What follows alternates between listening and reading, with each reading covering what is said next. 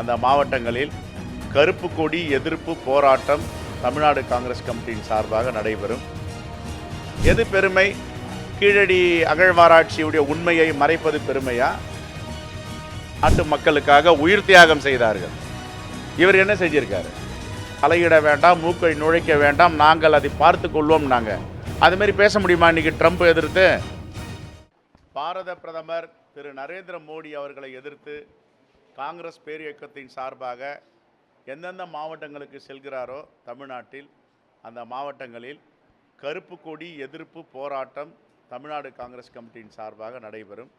ஏனென்றால் தொடர்ந்து தமிழ்நாட்டு நலனை புறக்கணித்து வரும் பாரத பிரதமர் நரேந்திர மோடி குறிப்பாக அடுத்த தலைமுறையை உருவாக்குகின்ற பள்ளி கல்வித்துறைக்கு கொடுக்க வேண்டிய பணத்தை கொடுக்க மறுதளிக்கிறார். இரண்டாவது, தமிழ்நாட்டின் பாரம்பரியம், தமிழ்நாட்டுடைய வரலாறு, தமிழர்கள் உலகத்தில் மூத்த மொழி தமிழ் மொழி என்று சொல்லுகிறோம்.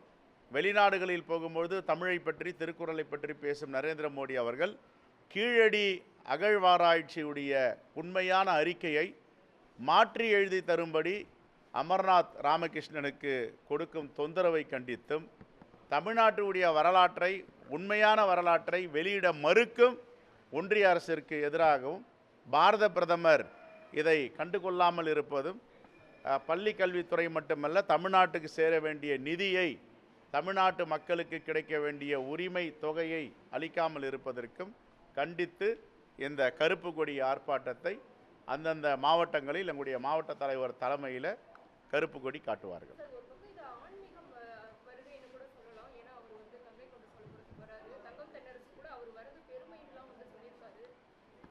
எது பெருமை? கீழடி அகழ்வாராய்ச்சியுடைய உண்மையை மறைப்பது பெருமையா? அடுத்த தலைமுறையை உருவாக்குகின்ற பள்ளி கல்வித்துறைக்கு கொடுக்க வேண்டிய நிதியை 2350 கோடி ரூபாயை கொடுக்க மாட்டோம் என்று மறுதளிப்பது பெருமையா? எது பெருமை? எய்ம்ஸ் மருத்துவமனை 3 தேர்தல் முடிந்து விட்டது.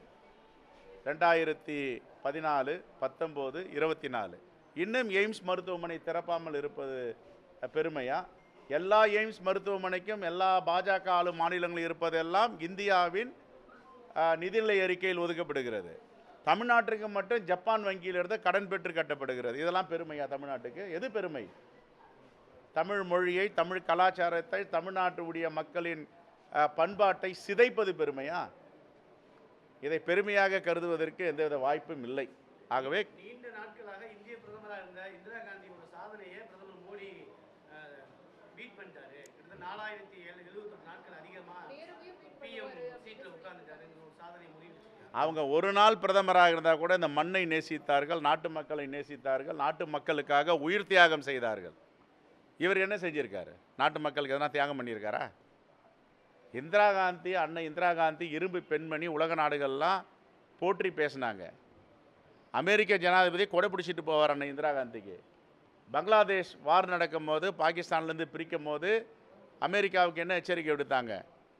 என்னுடைய நாட்டு பிரச்சனைகளையும் அண்ட நாட்டு பிரச்சனைகளையும் தலையிட வேண்டாம், மூக்கை நுழைக்க வேண்டாம், நாங்கள் அதை பார்த்து கொள்வோம். நாங்கள் அதுமாரி பேச முடியுமா இன்னைக்கு ட்ரம்ப் எதிர்த்து? Right, thank you.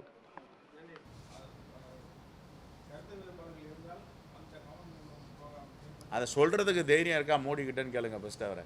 நீங்கள் காமன் மினிமம் ப்ரோக்ராமு திமுகவும் பாஜகவும் போட்டது மாதிரி நீங்கள் போடுங்கன்னு சொல்கிறதுக்கு அவருக்கு அந்த ஆளுமையும் தைரியம் இருக்கான்னு நீங்கள் கேளுங்க.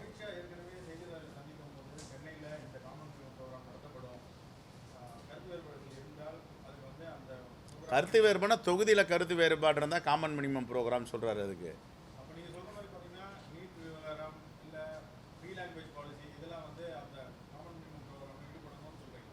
இல்லைங்க, ஏற்கனவே நான் என்ன சொல்கிறேன், நான் சொல்லலை, அம்மையார் ஜெயலலிதா சொன்னாங்க, நீட்டை நான் இருக்கும் வரை கொண்டு வர மாட்டேன், யூனிஃபார்ம் சிலபஸ் நாடு முழுவதும்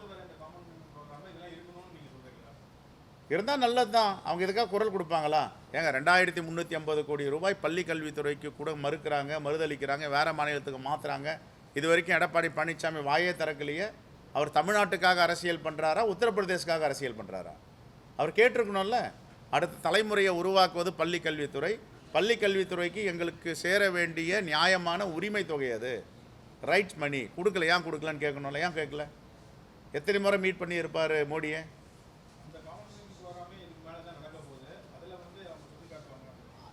வைக்கிறதுக்கு முன்னாடிலாம் அப்படி ஏங்க இவங்க வந்து திமுகவும் பாஜகவும் அலைன்ஸ் வைக்கிறதுக்கு முன்னாடி 1999 நினைக்கிறேன். அப்போ இதெல்லாம் கேட்டாங்க அவங்க. முன்னாடி இதெல்லாம் கையெழுத்து போட்டு கொடுங்கன்னாங்க.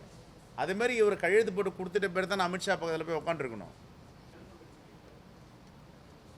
மும்மொழி கொள்கை மட்டும் இல்லை, தமிழ்நாட்டையே நாக்பூருடைய தலைநகரமாக ஆக்கிடுவாங்க.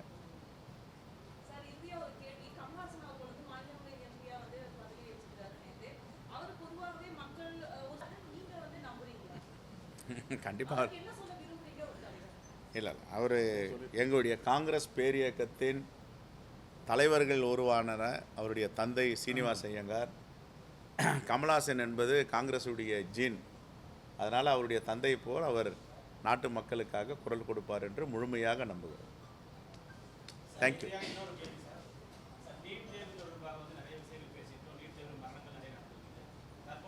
இதுபோன்ற செய்திகளை மேலும் தெரிந்து கொள்ள எங்களது யூடியூப், ஃபேஸ்புக் மற்றும் ட்விட்டர் ஆப்களை சப்ஸ்கிரைப் செய்யவும்.